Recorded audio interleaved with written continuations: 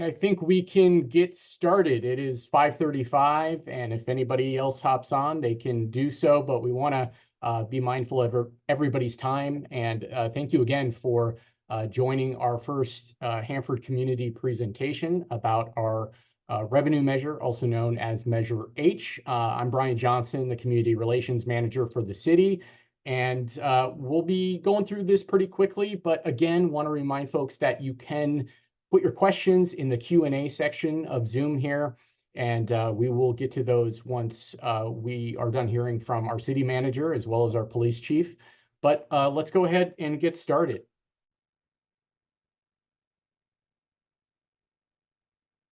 So first, want to introduce our presenters this evening, our city manager, Mario Cifuentes, and our police chief, Stephanie Huddleston. So just to give you a little bit of a roadmap for tonight, we'll be going through the presentation, having both of our speakers run through that, and then we'll have some time for Q&A once the Q&A session is wrapped up. If for some reason we didn't get to any questions, we will do our best to follow up with you. But yeah, I think at this point, we can hand it over to Mario. Mario, welcome. Well, thank you very much. Very much appreciate the residents that are here today to hear the message that we have. We'll touch on this again, but this is the first of 2 virtual meetings that we'll be having. We also have an in-person meeting that will be conducted on Thursday, September 12th in our training room here at City Hall. So if you know folks that don't really like this virtual type of meetings and they want to attend an in-person meeting, this is an option that we are providing so that folks can come, sit down, have that dialogue back and forth with us. With that said, how we got here. When this council was seated in 2022, shortly thereafter, we held our biannual, the council, excuse me, our council conducts goal setting workshops that tie into the budget cycle, and they set goals for that. One of the goals that this council set as part of that workshop was to identify a fiscal sustainability goal. And that was so that they could start to direct staff to take a look at balanced budget, which we have a council adopted resolution that requires us to present that to council. But it also directed staff to start looking at additional funding solutions. Some of those funding solutions that we took a look, there were several study sessions over the course of a year that came on the heels of the budget development. We're taking a look at the city's transient occupancy tax, taking a look at city's business license revenue, the other taxes or license fees that the city charges for various businesses. And once presented to council, council decided that given the vast amount of deferred improvements that existed in the city's capital improvement plan, and once the budget messaging was there, that the direction was given for us to start to look at the possibility of a sales tax measure. And to do that, council understood that the most important aspect of that was reaching out to the community and getting community input from a broad swath of residents about what they would ultimately support if they would support an additional sales tax.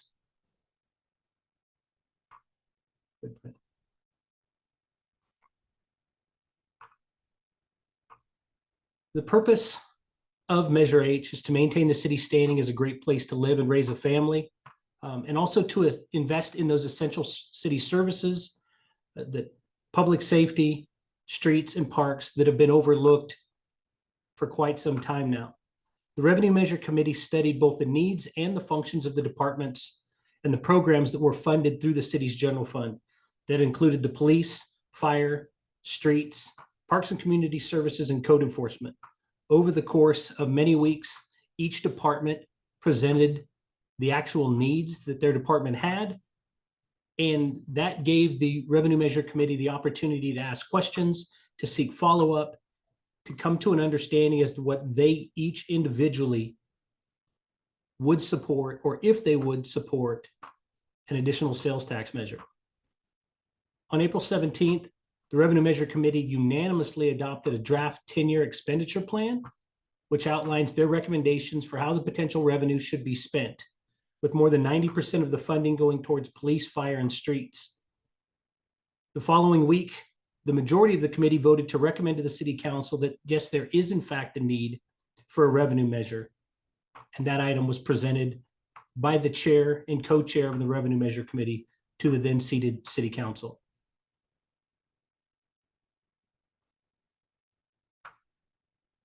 Why is this needed?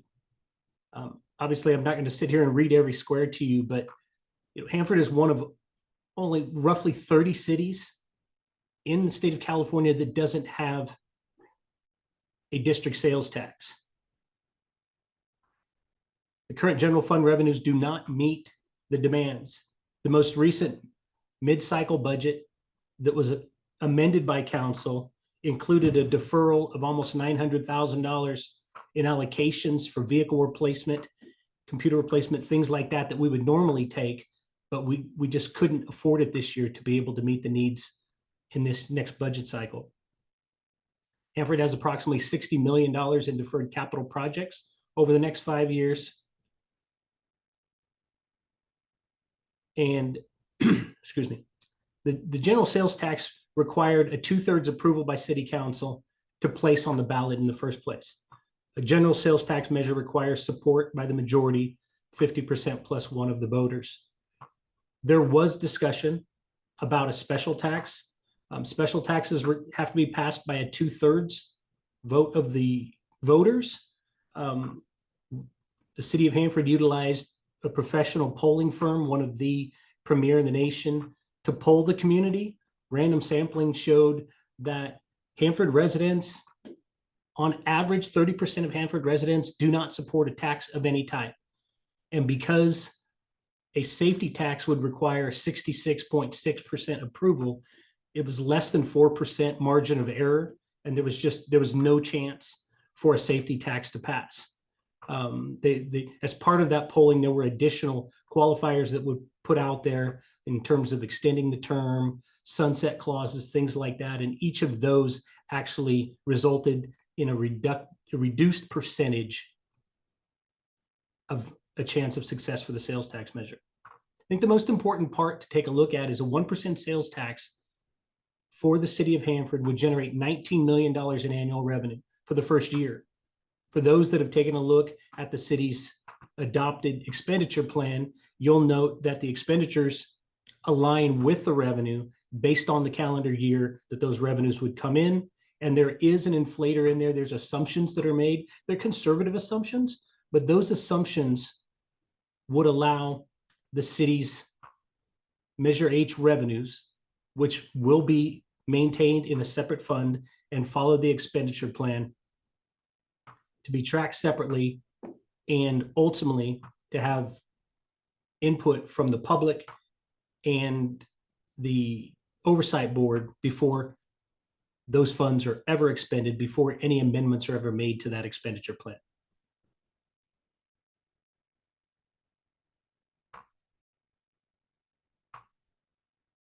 These are the primary funding priorities that were identified through the presentations to the Revenue Measure Committee and ultimately supported by the Revenue Measure Committee and included in the expenditure plan.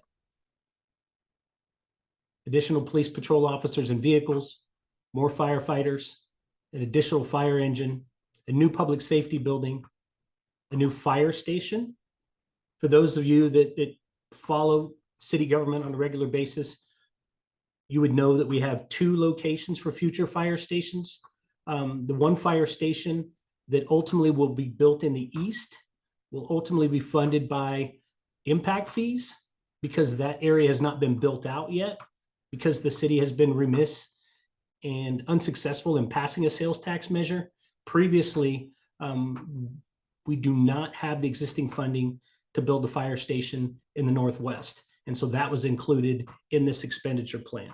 But it doesn't mean that there is not already a plan and funding that will come to build the fire station in the east. Road repairs. Road repairs were identified as a major need and supported heavily by the Revenue Measure Committee. The city needs an additional $6 million a year to improve the road system to a pavement index that is acceptable and can be maintained in the community. There's funding in the plan for additional maintenance improvements to existing parks, more parks employees to maintain those parks, and property abatement and code enforcement, which has become a major focus in the community, in the areas, and especially to deal with the homeless.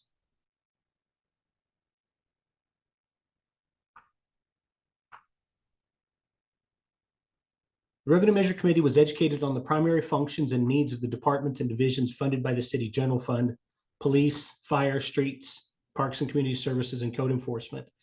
Specifically, we have Chief Huddleston from the Hanford Police Department with us tonight to be able to speak to specific needs that she had presented to the Revenue Measure Committee, and to help give the public that's on this webinar an understanding of how that process went, and ultimately what the true needs are of the department.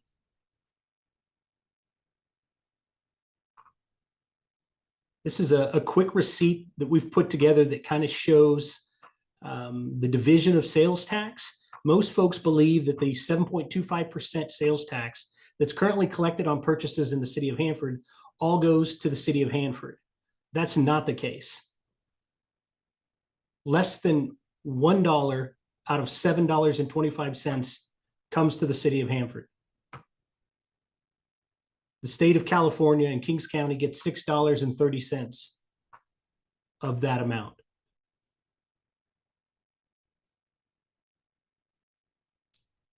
To put it in terms that go on a per dollar basis, for every dollar, there's 7.25 cents in sales tax collected.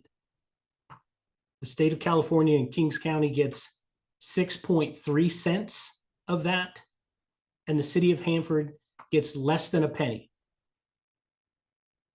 0.95 cents is all that comes to the city of Hanford.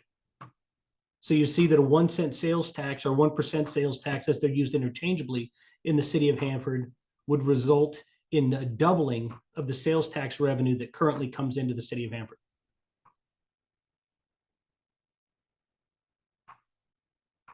As I mentioned earlier, the expenditure plan.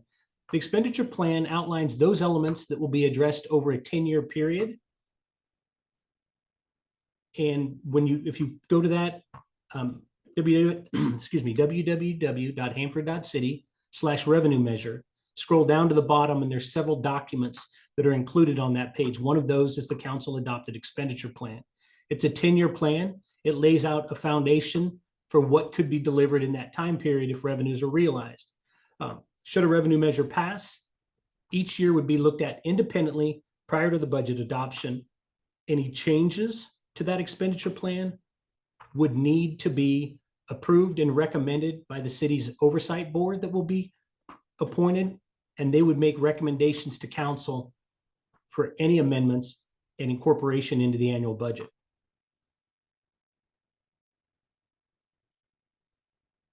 Fiscal accountability is a big part of this.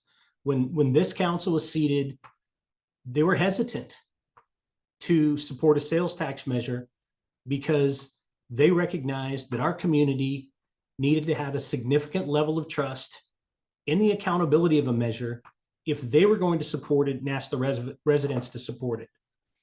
One of the things that immediately gave the confidence of this council was that a local sales tax is the only way to maintain local control. It is revenue that comes to the city that cannot be taken by the county or the state. All of the dollars that are generated by this sales tax measure will stay in Hanford. I think voters have seen historically where the state will pass measures and additional taxes to provide funding that were originally supposed to go towards counties and towards cities, and over time, those revenues are taken and absorbed back into the state's general fund. That cannot happen with a local sales tax measure. If Measure H is approved by the voters, it will be overseen by that Citizens Oversight Committee. The committee will be made up of Hanford residents, and approval of the makeup of the committee will be voted on by the council through a public hearing process. Additionally, council is committed in the ordinance to having a third-party auditor review and audit all expenditures on an annual basis. It includes ensuring all expenditures are made in accordance with the plan. And projects completed with the funding would be eligible for state or matching funds. That is one of the kind of exponential value of a local sales tax measure, is it gives that local match. So many of the state and federal grants that we as a city want to apply for require a 10, 15, 25% local match, and we do not have that ability. For instance, there's the COPS grant that's a federal grant, but it typically requires a match. And we've qualified for them in the past, but not have the match funding to be able to receive that funding and help supplement some of the law enforcement efforts that we have in the community.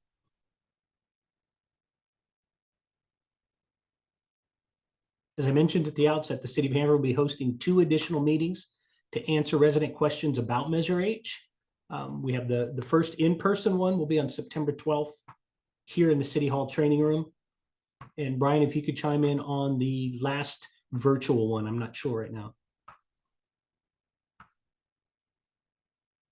I'd have to get back at the end of the presentation just because I'm sharing my screen, but Oh, okay. I forget exactly, but we will definitely make people aware.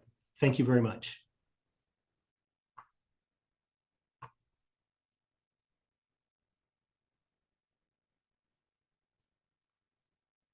As always, Mr. Johnson's on here. He's our community relations manager. He will continue to post about the revenue measure.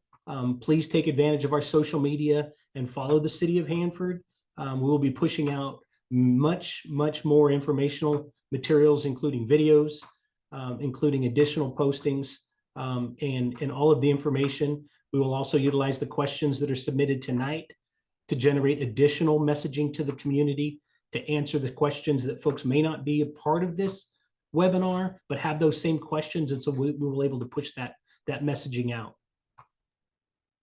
All right, we got some help from friends here, Mario. The virtual meeting, the 3rd meeting, is going to take place on Monday, October 7th, and that will also start at 5:30 p.m.